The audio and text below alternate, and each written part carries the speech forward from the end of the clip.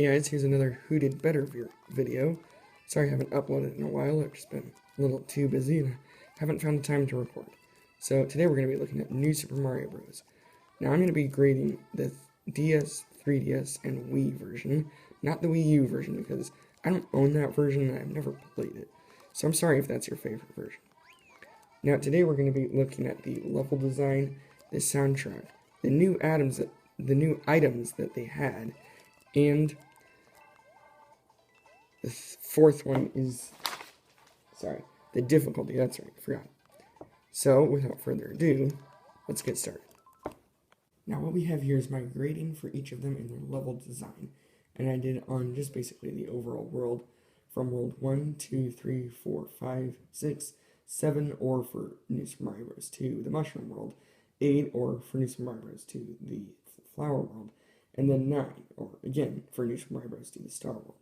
So I judged on how creative the world was, and how unique the level design was. So, as you can see, there's the numbers right there.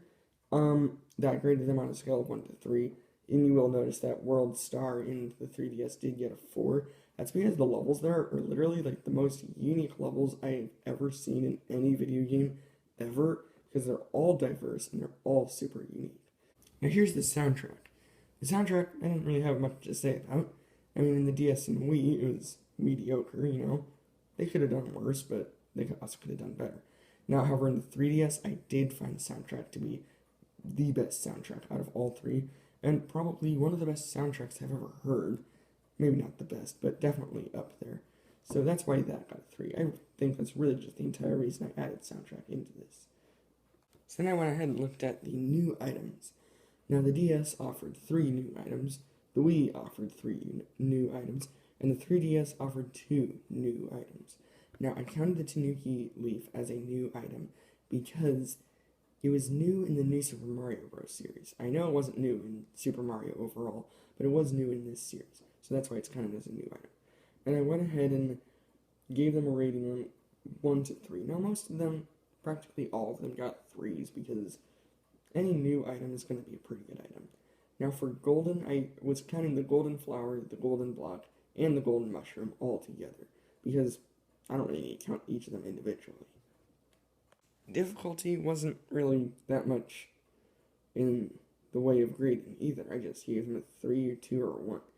Now, what I mean by difficulty is how in the middle it was. I don't want it to be super hard, and I also don't want it to be easy. So the DS did a perfect job of having a middle difficulty.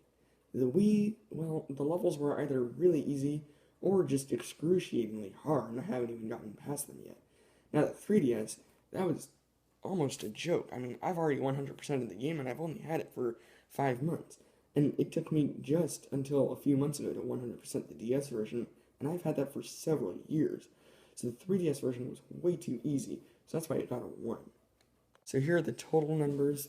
DS got 74%, Wii got 85%, and 3DS got 84%. Now, I know I did this in a much different way than I did the Mario Kart Retro Track ones, but, you know, it'll happen differently for each series. So, I hope you enjoyed this video. The winner was